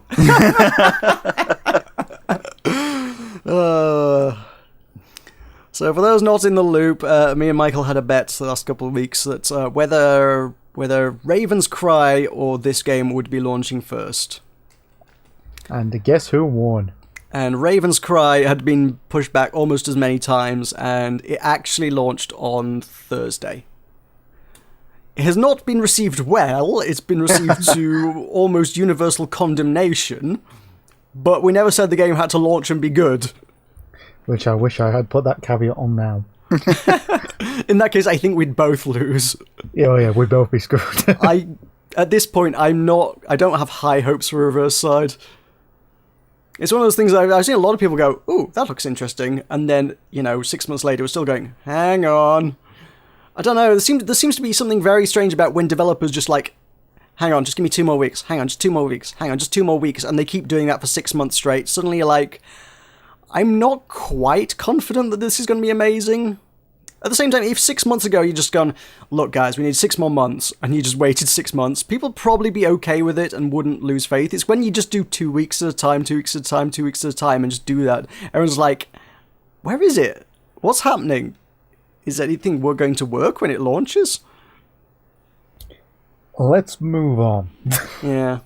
And you're going to buy Honey Pop off the back of that one. Yep, and I can't wait to play it. Congratulations. We're going to have you talking about that in the What Have We Been Playing next week, so make sure you sink a good few hours into that. Oh, no, you've never specified how long I have to play the game for. Oh, you're aiming for 2 seconds. Is that the strategy there? Just have to live with the shame of having it in your game library. Well, there's that, yes, of course. I'll give it a fair try. I might like it, you never know. Then, okay. Actually, well, to be fair, I've actually heard a lot of people say a lot of positive things about it in the past week. It was like, when it launched, everyone was like, oh god, this game looks gross. And then it seems like the people who have played it have just been like, it's not that bad, actually. If you just take it as kind of parody and not literal, it's entertaining. If you try and take it at face value, it's no good. But if you just say, lol, look at the funny joke, it's not actually an awful product. So, I don't know. It depends. I suppose it depends on what you're expecting and what you get out of it. Let us know. Play some. Find out. Okie dokie. We have Astray, which is a first-person horror-struck puzzle game set in an abandoned museum based on unusual cultures. And I'm seeing a lot of footage of people jumping across wooden boxes to get to a switch. Okie dokie, because we've never seen that in games before. Yeah, it seems like I'm thinking it's probably kind of Will's kind of scene. Not If even. anything. Not even looking at the screenshots. No. No? Okay. I don't think I'd be a fan of this one. No, fair enough. Even the man who likes horror games doesn't like this horror game. Well, maybe he'll like the next one. What, Psycho Train? I'm assuming that's a horror. Mystery Masters Psycho Train Deluxe Edition. I won't lie, I'm intrigued just as to how a train can be psycho. It's Thomas the Tank Engine. A very horribly mentally disturbed Thomas the Tank Engine. Is that what we're going for? He's just seen Percy murdered in front of him. Right. Oh my god, oh, dude. Are you watching the trailer? I'm just started it. The lightning bolt sucks the bolts out of the train tracks, and the train comes off the tracks. Oh, so it's a ghost train. I think... No, it's just kind of some weird electric just kind of destroys the rails for some reason. Please tell me. I was kind of thinking, is this going to be the same people who did Questerium? It looks like it's got similar elements, but maybe not. No, actually, now it's actually showing gameplay. I kind of thought it was going to be one of those cheesy FMV kind of things, but no. It's a puzzle thing. It's a casual kind of puzzle thing. It looks like it's got a lot of the same elements as like your hidden object games. A lot of them do. But I'm not seeing anything from the screenshots that actually says, hey, this is hidden object game. It just seems to be sort of almost Professor Layton kind of sort of thing, but without the charm, maybe. I still want to know how a train is psycho. I really want to know what the story is behind that one.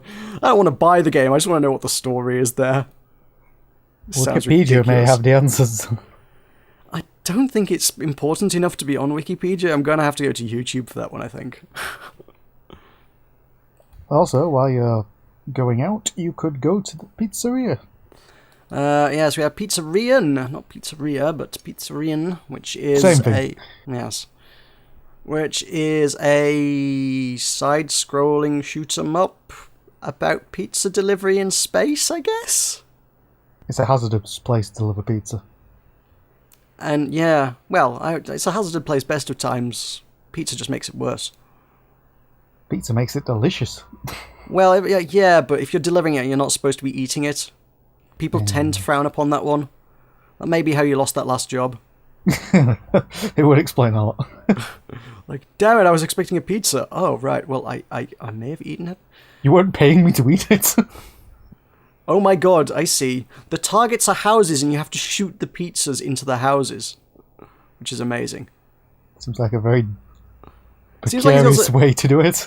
Yeah, it seems like it's got elements of a few different kind of styles of shooting up in there. There's kind of a few different things going on. I don't know, I like shoot 'em ups, so I'm tempted to take a little bit of a look at that. Don't know. Strange beast. It's got kind of weird monochrome thing going on, which I'm not necessarily sure I care for, though. Apotheon we already touched on briefly, and indeed looked at last week as well. We've got Grow Home. Grow Home is something a friend of mine's been banging on about for the last couple of weeks since he saw a trailer for it and was like, oh my god, this looks amazing.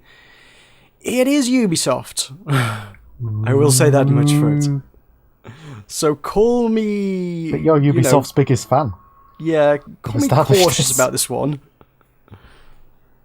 And this is a procedurally animated thing. Something about a beanstalk. You play a little robot who's trying to climb a beanstalk, and the beanstalk will grow up into the sky. And all the, I think even the walking animations, as well as the growing of the beanstalk and stuff, is all done. The animation is done procedurally, I guess, which is, I don't know how you do that. I guess it's some sort of groundbreaking new technology, which seems to be the big thing for this game. It certainly looks pretty. It may potentially be interesting, but at the same time, I don't know. It's Ubisoft, so, you know, call me pessimistic. I'd like to wait and see on that one. Well, we know from your history. It's not necessarily Ubisoft. It's Reflections, a Ubisoft studio, which is some studio that Ubisoft has bought out so that they can say, "Hey guys, look at this indie game, isn't it great?" And it's like, it's not an indie game. I know you bought a tiny studio to call it indie, but you can't call it indie. You're Ubisoft. The moment you bought it, it became not indie. That's literally the definition of the word. It means independent. Once you own them, they are no longer independent. They are owned by Ubisoft. It's tagged on Steam as indie as well, which is just completely disingenuous. But there you go. They've done that a few times with a few games. It's like, hey, look at this niche little indie game. Isn't it great? Everybody loves indie games, don't they? Meanwhile, it's got a huge marketing budget behind it compared to every other indie game in the world. Breathe. Not cool. Not cool. Stay Dead Evolution. It's a strange thing. It's a very counterproductive name. Either they've got the most photorealistic looking graphics that would make Ubisoft cry, or it's live action. It's a live action game, yeah. Which is bizarre. It's a fighting game, I guess, about a B-movie hero. Be an action B-movie hero and defeat all your enemies in this fighting experience. The actual footage thing seems really bizarre. I don't know how they've implemented that. I'm certainly intrigued by it. Definitely. And I did see... There are Nazis in this. There are Nazis. Ah, Nazis. You can punch a Nazi in the face, I think. They definitely showed green screen footage of a Nazi, so I presume that is someone you will be punching in the face. Oh god, I saw a little clip of the trailer there. They censored out, they pixelated out the swastika on the armband. Oh right, so he's they a had to censor Nazi. their own trailer because it had a swastika in it. Wow. Wow. That's a first, I think. I don't know how that came to be, but there you go. We have, what else have we got? We've got Ephemerid, a musical adventure, which I have seen before, actually. I believe Jesse Cox covered this on his channel a while back when it was back on Steam Greenlight. This is something about music and butterflies. You fly around and do various kind of puzzly kind of things. It's pretty casual, and you just make awesome music out of solving puzzles and things. Seems pretty cool, actually. It does describe itself as part rock opera, which, hey, is pretty cool when you consider the last rock opera video game is still leaving me with a bad taste in my mouth. Thank you, Karma Flow. So, maybe I should pick this up. I could go for more rock opera. Given that I've actually seen this one, it actually looks pretty good. So yeah, I could probably recommend that one. I'm quite intrigued by it myself. We have To Be or Not To Be, which is also a game which concerningly has slipped back a week for some reason. which is strange because, again, this is one that I was kind of interested in, which is the choose-your-own-adventure version of Hamlet by Tin Man Games, who have made a lot of choose-your-own-adventure stuff. And it's got a lot of good writers, it's got a lot of good artists. I don't know. I don't see how you can screw it up too much. The book already exists. The writing and the artwork has already been done. So, yeah. Oh well, there you go. Cities XXL, which I thought was a game that already existed, but it turns out it was Cities XL that already exists. They've got a very, very similar logo for it. This is a city building thing. This is, Well, you know, it might just be a coincidence. It's by the same people. It's the sequel. Oh. I don't know what you were thinking. Don't jump back into a conversation if you missed the first part. I could start smart here. So yeah, it's a city builder thing. I don't know a lot about city builders, and from what I can make out, I have awful taste in city builders. My only real experience with this genre was playing the most recent iteration of SimCity, which is like, you know, on PC, not the mobile shit that they put out recently. But yeah, of course. I quite enjoyed that one, and nobody else in the world did. So apparently, I have no position to judge on whether a city builder is any good or not. So, well, yeah. Who does? I imagine some people are a bit more of a veteran of the genre than I am. But there you go. Fractured Soul. This is a thing about co-op, predominantly, by the looks of things. I think. Is this the one I'm looking at? Oh, yeah. Yeah, I was looking at this earlier. Most of the screenshots seem to involve having two people on split screen most of the time, so I think they're pretty big on the co-op stuff. Yeah, that's usually the giveaway. Say, apparently classic platformer kind of thing, but there's a lot of screenshots look like old school shoot-em-ups as well. It does say it's single player on Steam, but like I say, every single screenshot they've got has got split screen multiplayer, so I think that's kind of the big focus on it. I think they want you to play with somebody, ideally, to get the most out of this game. Oh, I want to play with somebody. Indeed. Sorry, I felt that we hadn't had a song in a while. Okay. Well, that's a reasonable observation. Castle in the Darkness. Castle in the Darkness is a fun and challenging shout-out to the early days of video games. This is a retro platformer thing in a pixel art style because nobody else makes any other kind of video game at the minute. Yep. It's the only kind of video game that exists. Yep. Nobody's ever thought to use pixel art. Or make a side-scrolling platformer. Nope. Or particularly combine the two styles. Combine the two? Well, now you're talking crazy, boy. Yeah, it says it's much like games from the Castlevania or the Metroid series. Would you say it was a Metroidvania title? Good show. Yeah, I don't know. It's apparently got the artist from Binding of Isaac, though. Oh, that's pretty good. Or at least Binding of Isaac Rebirth, anyway. Yeah, so same thing. Okay, cool.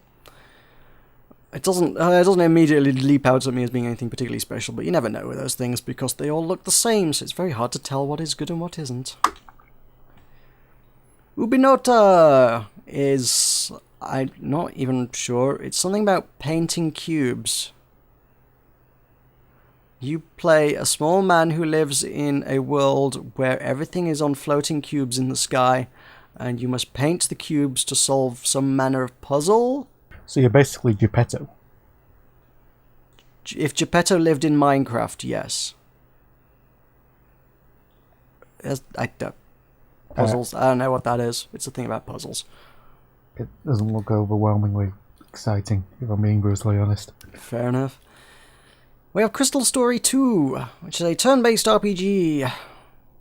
So, Final Fantasy kind of things. I would be fairly dismissive, but to be honest, I kind of like the art style they got going on. It's just really, really simplistic, a little bit anime stuff going on. I'd kind of like it, though. I don't really think I've got any kind of time in my life to ever sit down and play a JRPG type thing or turn-based RPG. I don't know how much J is involved, but it looks like the same kind of format. Oh, the J. I don't know whether I would ever find the time to play any of that, but I will say I kind of like the art style. There's one here that's kind of sat in this week's releases, but doesn't have a date on it, so I was hesitant to mention it, but I like the name, so I kind of want to bring this up. Yeah, I'll mention the name. The name looks pretty There's good. a game that's sort of sat somewhere around the 6th of February for a launch date, but doesn't explicitly say 6th of February. It's called Goats on a Bridge, which does appear to be exactly what it's about. Okay, if that is not what I think, if that is not what it describes, I would be sorely disappointed. They literally is. It's about goats on a bridge. I don't know. Oh, right, okay. So it's kind of single-player co-op kind of thing. You kind of have to control two goats crossing two bridges at the same time. I don't know. Weird-looking thing. You get what you pay for, by the sounds of it. And some of these characters are not goats. That distinctly looks like a corgi. Oh no, Corgi's on a bridge. That's where the money is. And there's a frog in a top hat, so if that doesn't sell it, I don't know what will. This game is shooting an arrow in my heart. I need it. What else we got? We have got Pixel Heroes Bite and Magic, which is another retro thingy. Does it involve pixels by any chance? Yes, it's more pixels. It is a RPG stroke roguelike experience done in a pixel art style because, hey, originality, right? Well, nobody makes money off being original anymore. Well, this is true. I think potentially some of the writing is probably what's most interesting about this game, I guess. The most of it looks fairly bland, but then any of the writing that comes up in any of the screenshots looks interesting because there's a character called Captain Caps Lock who does appear to write with caps lock. Well, obviously he must do, otherwise you'd be sorely disappointed in the man. There is then a dialogue choice option at some point. Some characters are talking to some tall dude. One of the options for you to say to him is, or at least to do, is pretend you don't have legs. So I don't know what the context for that is, or what particular outcome would be achieved by pretending you don't have legs. But consider me intrigued. Not enough to buy the game, but intrigued. I do want to know why you would pretend not to have legs. Yeah, see how many people actually fell for it. Or what it would achieve. Why would you do that? I don't know. That'll be £10. I have no legs. Yep. Bloop Reloaded is a style we've seen a lot lately. I don't know why this keeps coming up. It's kind of bright, vibrant colours with silhouettes on it. It's popped up a few times recently, and I still would gladly say I quite like the style. I like that kind of bright, colourful thing. This mostly seems to be about solving puzzles with fluid dynamics. Shoot fluids of various colours in various places and try and get them to various other places. Okay, yeah. Seems pretty straightforward. Well, it's not necessarily an original concept. I've played more than a few fluid dynamics type games in the past. Not the most compelling thing in the world for me, but might be for some. Like I say, I like the visual style if nothing else, but that's probably about all it would have for me, I suspect. So that's probably just about gonna do the games on Steam for this week. I got through the meat of the interesting ones. So, do we want to wrap things up? Yep, I guess I will take the lead on that again. Thank you very much. It's no problem, it's the only reason I'm here. Once again, thank you very much for listening to the Button Mash Podcast. We really do appreciate it. Just a gentle reminder, when I say gentle, I mean a giant big kick to the balls. Wow. We are holding a gaming event on the 14th, Valentine's Day, at the Bradford Playhouse. The new Bradford Playhouse. Thank you, sir, for the grammatical correction. Well, the old one doesn't exist anymore. It's the same building, it's the same place, we're doing the same thing, but the name's different, slightly. This will be our 10th event, so, and there will be a theme of anti-love. We'll be offering the usual stuff. We'll be doing the mashup tournament. We'll be offering prizes. And, yep, the Rock Band Room. All your old favourites will be there. Then again, that's on the 14th. Please, if you want to find out more details about the event or Button Mash in general, you can follow us at Facebook at. Facebook.com/buttonmash. You can follow us on Twitter at. Twitter.com/button_mash_UK. You can check out our website at. Button-mash.net. Want to find out more about our presence on Steam? You can find that at. You can find us at bit.ly/bmsteam. If you want to find out more about John's YouTube channel, you can check that out at. youtube.com/buttonmashempire. If you missed the giant hint about paying him to watch video content, you can follow his Patreon series at. patreon.com/buttonmash. Once again, thank you very much for listening to the Button Mash podcast on behalf of myself and on behalf of John. Thank you. And on behalf of Will. Thank you. It's been the Button Mash podcast. We appreciate it, and we'll see you next week as always. Goodbye. Bye. Cheery bye.